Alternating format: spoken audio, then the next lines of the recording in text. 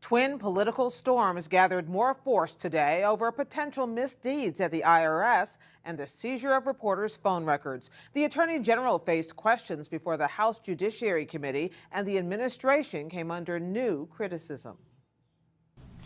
Now, my question isn't about who's going to resign. My question is, who's going to jail over this scandal? House Speaker John Boehner led the way this morning as Republicans stepped up demands for action in the scandal at the Internal Revenue Service. There are laws in place to prevent this type of abuse. Someone made a conscious decision to harass and to hold up these requests for tax-exempt status. That followed last night's release of a report from the Treasury Department's Inspector General. It found the IRS used inappropriate criteria that identified for review Tea Party and other organizations applying for tax-exempt status based upon their names or policy positions. And there was more. USA Today reported that during the same period, the IRS approved perhaps dozens of applications from similar liberal and progressive groups. Mr. President. On the Senate floor, Republican Minority Leader Mitch McConnell pressed the White House to make sure the IRS cooperates fully with congressional investigations. These allegations are very serious.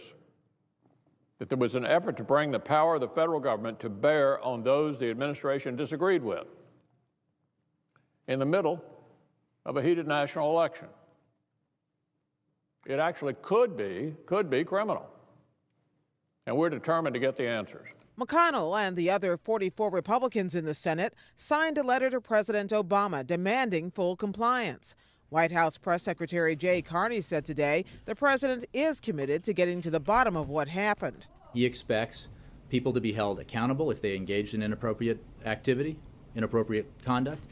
He expects the Treasury Department and the IRS to take all the necessary actions to ensure that this kind of thing cannot happen again. Please rise. I will begin. Attorney General Eric Holder has already begun a criminal investigation into the IRS matter, but some lawmakers see larger patterns at work. Republican Congressman Steve Chabot of Ohio. I believe there's been a pattern by this administration in not taking responsibility for failures, avoiding blame, pointing the fingers in somebody else's direction. Would you agree with that? No. I thought you might say that.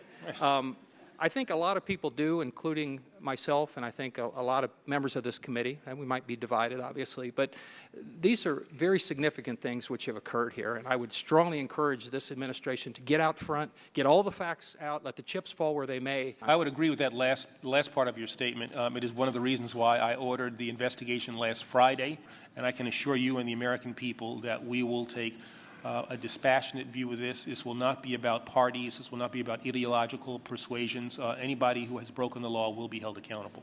Still, House Republicans have frequently accused Holder of stonewalling their investigations, even citing him for contempt.